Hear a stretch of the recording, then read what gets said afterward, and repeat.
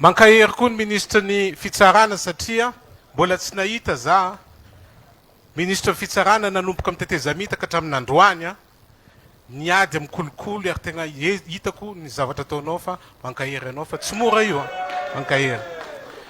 Ministra ny aménagement efa nitarainy zahay hoe plage rehetra Tamatavy namidiny olona amin'ny domaine sy ny manam-pahefana sasany dia nietsika ianao nampidina an'ireo olona reo tany mankasitraka sy mankatelo. Tompoko lahy sy tompoko vavy miazakazaka ny tsy fahantrana hitantsika mampanahirana ny fahantrana fa ny zavatra loza mahatonga an'izany dia kolikoly avolenta zay mahatonga an'izany fahantrana zany zay ny voalohany indrindra manankareny Madagasikara fa mahantra ny vahoaka noho ny kolikoly avolenta. Ary ny kolikoly avolenta, Monsieur le ministre de la Défense, amin'ny fomba ahoana moa le colonel Patrick Rakotomamonjy miteny anaranao impiry miaraka amin'ny Monsieur Ravatomanga. Inona zany? Ahoana zany kolikoly avolenta zany? Tsy azo ekeny zany filoham-pirenena mihitsy miteny hoe votsoro ny vadiny io. Inona ny dikan'izany? Zay vahoaka sahirana mijaly mahita anareo manao kolikoly avolenta. Non, mila manome fanazavana ianao.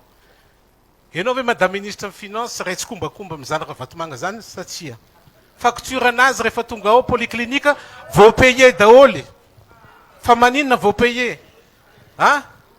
Nareo mikoragna mazo miteny, za vilay miteny.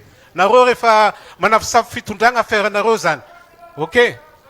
Dia amin'ny fomba ahoana moa ministre ny commerce tsy mandeha ny exportation fatatrao ny olona tsy mahazo agrément ianao koa fa dia lasa manao an'izany koa.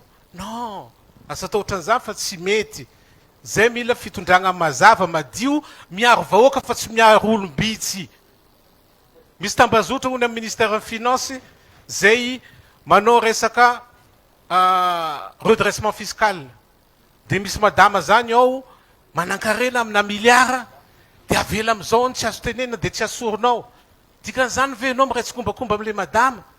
Mais non, c'est inacceptable. Nareo tsy ho ministre mandrakizay. Firenena sy mivahoaka vonjena fa tsy olom-bitsy, tsy olona ray na olona anankiroa. C'est inacceptable. Monsieur le ministre des Travaux publics, 70 tonnes machine nafarany fitondragna. Fitondragna ty moko midona amin'irindrina matetika ny investissement ataony. Io zao ino izy ty tsy fautiny ministre ny transport io resaka zavatra manidina ty téléphérique. Tsy afaka ampiasaina satria investissement midona amin'irindrina tsy ilaina. Monsieur le Premier ministre, misy Jirama water free mba ampiasaio. 70 millions de dollars io avy amin'ny Union européenne efa fidina tato. Fa io 250 millions de dollars tokony mamita rano jiaby Antananarivo.